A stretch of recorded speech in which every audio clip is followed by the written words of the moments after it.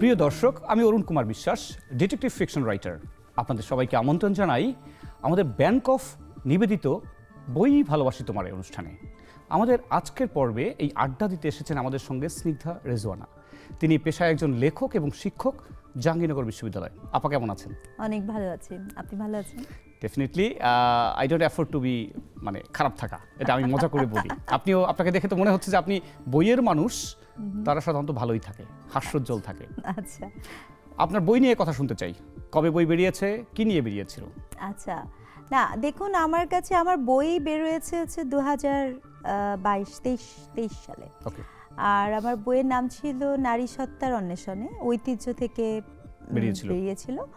আর এর প্রকাশক ছিল ধ্রুবয়েশ, মানে প্রচ্ছদ করেছিলেন, প্রচ্ছদ শিল্পী ছিলেন ধ্রুবয়েশ। তো বইয়ের ব্যাপারটা কিন্তু খুব ভিন্ন, তার থেকে ইন্টারেস্টিং আমি আজকে জীবনে যেখানে দাঁড়িয়ে আছি এটা একটা বইয়ের কারণে। আপাতত বসে আছেন? হ্যাঁ, আপাতত বসে আছি, কিন্তু এটা একটা বইয়ের কারণে। এই পুরো গল্পটাই বই থেকে শুনতে চাই।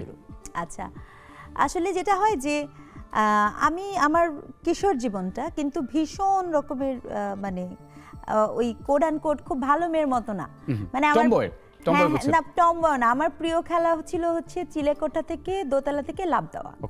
ঠিক আছে, হ্যাঁ হ্যাঁ, এবং লাফ দিয়ে কত দূর যাওয়া যায়। তো ওই অর্থে আমি এবং ট্রেডিশনাল, আজকে আমি একজন শিক্ষক বটে বিশ্ববিদ্যালয়ে, কিন্তু ট্রেডিশনাল যে আমাদের মুখস্থ পড়াশোনা এটা আমার কখনো ভালো লাগতো না।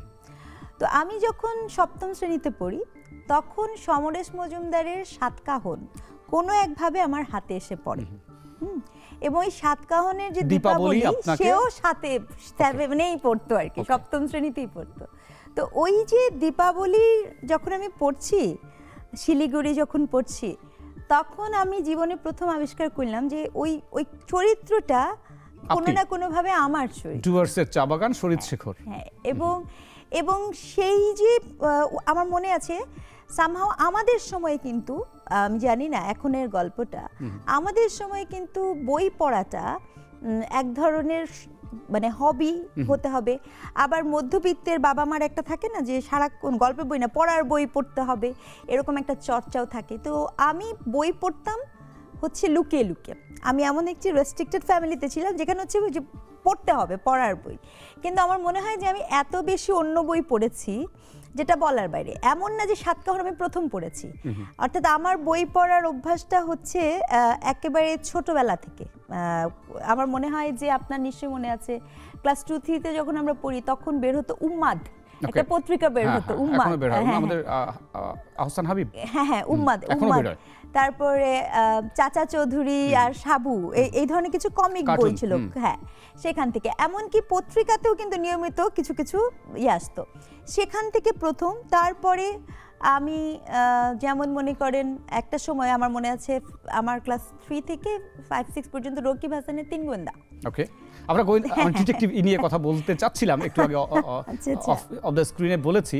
তো আপনার নিশ্চয়ই ডিটেকটিভ গল্প এটা পড়তেও তো অনেক মানে ভালো লাগতো, তাই না? না মানে ডিটেকটিভ বইয়ের ব্যাপারটা যেটা হয়েছে যে আসলে ওই যে আমার কাছে কেন জানি না একটা বয়স এবং এই যে থ্রিলার, হ্যাঁ যত না ডিটেকটিভ বই যে আপনার একটা অ্যাডভেঞ্চারের মধ্যে জানা এবং কোনো কিছু জানতে চাওয়া। এবং আমার কাছে এটাও মনে হয় যে ডিটেকটিভ বইয়ের একটা ভালো দিক কি, এটি আপনাকে এক ধরনের রেশনাল বিং করবে, বিকজ আপনি যে লজিক্যাল সিস্টেমটা আপনি যদি দুটোকে 2-2 4 না মিলাতে পারেন, আপনি এটাই করবেন। এবং আমার মনে আছে আমরা ফেলুদা পড়েছি একটা সময় সত্যজিৎ রায়ের, এবং এটা তো মনে হয় ছবিও বেরিয়েছে, মানে সেটাও দেখা হয়েছে বেশ কিছু। হ্যাঁ হ্যাঁ, তো এইটা একটা ফেজ গেছে আমাদের সময়। এবং আমার মনে আছে যে 21-এর যে বইমেলার একটা প্রধানতম আকর্ষণ ছিল এই জন্য বই কেনা, যে সেখানে বই ডিসকাউন্টে পাওয়া যায়। ওকে, 25%। এবং আপনি কি একটু বলে রাখি, আপনি কি জানেন যে আপনার সামনে একজন জলজান্ত গোয়েন্দা লেখক বসে আছে? আমার ক্যারেক্টারের নাম অলোকেশ রয়। আচ্ছা আচ্ছা আচ্ছা, আপনার চরিত্রের নাম ওই অলোকেশ কি আপনি নিজেই?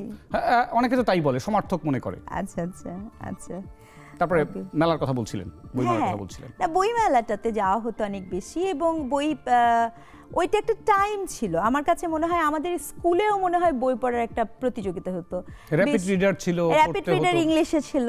আবু সাইদ, বাংলায় পড়েছি আমরা। প্রফেসর আবু সাইদ তখন ওই যে বিশ্ব সাহিত্য কেন্দ্রের ভ্রাম্যমাণ লাইব্রেরিগুলো বিভিন্ন জায়গায় যেত, এবং ওখানের মেম্বার হতে পারাটাও একটা বিশেষ যোগ্যতা।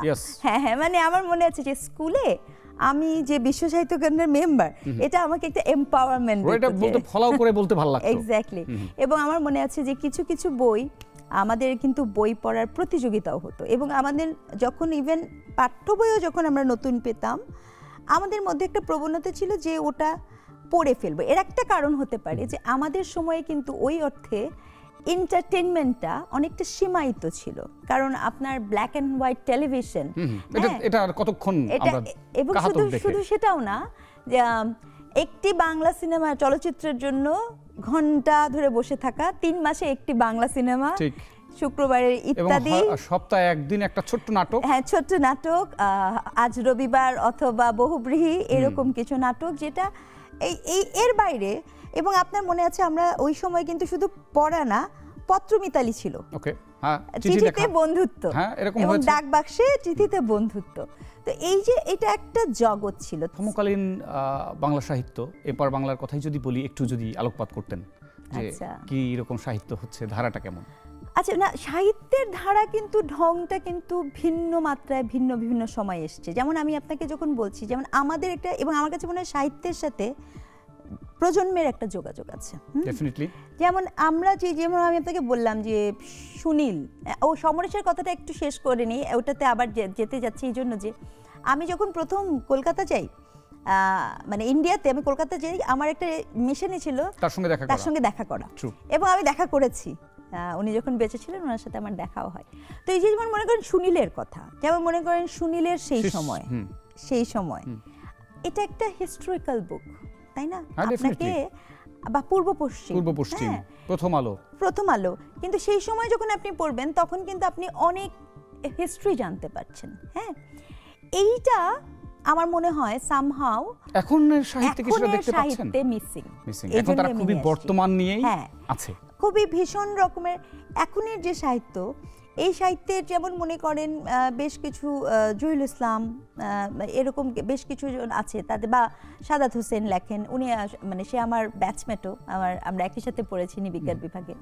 তো এই যে এখনকার যে লেখকের মধ্যে আমার কাছে মনে হচ্ছে যে ফিকশনাল চরিত্র অথবা খুব ছোট্ট একটা ঘটনা অনেক গুরুত্বপূর্ণ রাদার দেন দ্য ইভেন্টস, এবং এতে যেটা হয় ডিপ থিংকিং ব্যাপারটা কিন্তু সেখানে থাকে না। ক্রিটিক্যাল থিংকিং মানে যেখান থেকে আমরা যে জিনিসটা পড়ছি তার পেছন ব্যাকড্রপ এবং সামনে ফোরড্রপ, ওই দিকে কিন্তু আর আসা যাওয়া হচ্ছে না, আমরা শুধু একটা গল্পে আটকে থাকছি, এরকম ব্যাপারটা কি? হ্যাঁ, গল্পে আটকে থাকা শুধু না, আমার যেটা মনে হচ্ছে যে আপনার যে একটা গল্পের মধ্যে দুটো জিনিস থাকা উচিত। একটা হচ্ছে সৃজনশীলতা, আরেকটা হচ্ছে আপনার ইমাজিনেশন, কল্পনা। হ্যাঁ, যদি আপনি গল্প আকারে হতে চায়।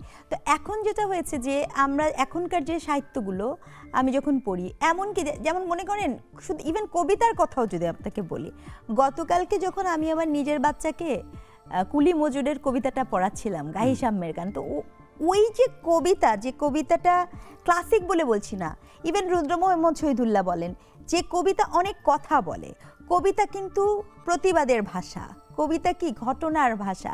এই জায়গাটা থেকে কেন জানি ছন্দ মিলে কবিতা বলছি, এটা আসলে আমি নিজেও বুঝতে পারছি না। আপনি দেখেন মোজাফফর হোসেনের যেই অনেক ভালো লেখেন, এখন বাংলা একাডেমিতে উনি জব করেন, উনি খুব ভালো লেখেন। বা আমরা একটা সময় রম্য রচনা পড়েছি সৈয়দ মুস্তাফা আলীর, হ্যাঁ, যে অসাধারণ রম্য রচনা। কিন্তু আমাদের সন্দীপ চৌধুরী বলেছেন যে এখন আর কি রম্য লিখবো, জীবনে তো আনন্দ নাই, সেই হাসিটাই হারিয়ে গেছে আমাদের সাহিত্যে। বা আমাদের যে সাহিত্য আমরা পড়েছি সেখানে সফলতা ছিল হচ্ছে দায়িত্ব। আপনার লেখার মধ্যে নিশ্চয়ই এই বিষয়গুলো রয়েছে, যেহেতু আপনি একেবারে মানে অ্যানথ্রোপোলজি নিয়ে পড়ছেন এবং লিখছেন, তো নিশ্চয়ই সেখানে জীবনের গভীরতর মানে আমরা খুঁজে পাই ভীষণ রকমের। আমার যেই গবেষণা গ্রন্থটি বের হয়েছিল সেটি নারী সত্তার অন্বেষণে, নামেই বোঝা যায় সত্তাকে খুঁজে বের করা, এবং সেটির মধ্যে সার্চিং ফর দ্য সেলফ, এবং সেখান থেকে rainy ডেকার্তে I exist therefore I am, আমি আছি এই অস্তিত্ব আপনি কখন বোঝেন? Right. একজন মানুষ কখন আসলে বুঝতে পারে, আপনি কখন বুঝতে পেরেছিলেন যে আপনি আছেন? যেদিন আপনি প্রথম আয়নায় আপনার প্রতিচ্ছবি দেখেছিলেন। True. আপনি ক্লিনিক্যালি ডেড হয়ে যায়। আমরা কিন্তু আমাদের অস্তিত্ব জানান দিতে পারি আমাদের নিজের অস্তিত্বের মধ্য দিয়ে। এই সেলফটা আসলে মেয়েদের ডেভেলপ করে কিনা। আচ্ছা, আমরা একটা অন্য প্রশ্ন করি, চা না কফি? আপনি যখন তেষ্টা বোধ করেন, চায়ের প্রতি পক্ষপাত নাকি coffee? Coffee. Good, thank you. ভীষণভাবে same here, coffee। Same here. এবং আমার অলোকেশ রয় ডিটেকটিভ, তিনি বলেন যে আমি তো কফি কোহলিক। আচ্ছা আচ্ছা। মানে এটার একটা ব্যাপার কিন্তু রয়েছে, একটা চনমনে একটা ব্যাপার। না না, ডেফিনেটলি। কারণ আমি তো বলি, আপনি যেরকম বললেন সুন্দর করে, সুন্দর ভাষায় কফি কোহলিক, আমি একটু। তবে একটা কিন্তু ঠিক যে সন্ধ্যার পরে কফি খেলে অনেক সময় ঘুমের সমস্যা হতে পারে। বইমেলা নিয়ে একটু কিছু বলুন, আমরা একেবারে শোয়ের শেষ দিকে চলে এসেছি। 2 লাইনের মধ্যে কিছু বলুন, পাঠক এবং বইমেলা। গবেষণা করতে হবে না, as you are thinking of. না, গবেষণা না, ভাবছি কি বলবো আর কি বলবো না, ভাবছি ইতিবাচক বলবো নাকি যেটি ভীষণ রকমের পীড়া দিচ্ছে সেই গল্প। ওই পীড়াটাই শুনি। আচ্ছা, আসলে পীড়াটার গল্পটা কিন্তু গত বছরের বইমেলা থেকে শুরু। আমাকে যখন গত বছরেও বলা হলো যে এবছর বই বের হলো না, তখন আমি বলেছিলাম যে গবেষণা বই তো আসলে এত সহজে বের করা যায় না, গবেষণা করতে হয় তারপরে গবেষণা বই বের হয়। তো গত বছর থেকেই কিন্তু বইমেলার মধ্যে একটা মবের তৈরি হয়। আপনি যদি একটু রিলোকেট করেন দেখবেন যে কে বইমেলায় যাচ্ছে, কে কোন বই বেরোচ্ছে। দেখুন, বই নানা রকম বের হতে পারে। আমি বলছি না যে খুব আপনি বইয়ের শিল্পের মান নির্ধারণ করা কিন্তু সমস্যাজনক। আপনি শিল্পকে পাঠক, আপনি যে বইটা লিখেছেন পাঠক আপনাকে গ্রহণ করছে, তার মানে আপনার পাঠের চাহিদা আছে, তাই তো? তো সেই ক্ষেত্রে গত বছর সেখানে মানসম্মত পাঠকের একটা ব্যাপার চলে আসে। অবশ্যই না, এখানে মানসম্মত আমার কাছে এই যে ভাষাটা, এটা না আমার কাছে খুব সমস্যাজনক মনে হয়। ভাবিও একটু। হ্যাঁ, কারণ আমার কাছে মনে হয় আপনি এখানে পাঠককে এক ধরনের বর্গীকরণ করছেন, এ ক্যাটাগরি পাঠক, বি ক্যাটাগরি যদি না পাঠক। পড়েন তাহলে আপনি মানসম্মত। হ্যাঁ, তাহলে আপনি মানসম্মত না, এই ধরনের একটা সংকট থেকে আপনার উত্তর যায়। পেয়ে গিয়েছি। আমরা আজকের বক্তব্যের মানে আমাদের আলোচনার প্রায় শেষ দিকে। আপনি এসেছেন আমাদের সঙ্গে, আমাদের আড্ডায় অ্যাটেন্ড করেছেন, আপনাকে অশেষ ধন্যবাদ স্নিগ্ধা রিজওয়ানা। আমরা অপেক্ষা করছি আবার নতুন কোনো শোয়ে হয়তো আপনার সঙ্গে কথা বলবো। প্রিয় দর্শক, আমাদের বই ভালোবাসি তোমার অনুষ্ঠানের আজকের পর্ব এখানে ইতি টানছি। দেখা হচ্ছে খুব শীঘ্রই অন্য কোনো অতিথির সঙ্গে অন্য কোনো পর্বে। সে নাগাদ ভালো থাকুন, সুস্থ থাকুন এবং অবশ্যই বইয়ের সঙ্গে থাকুন।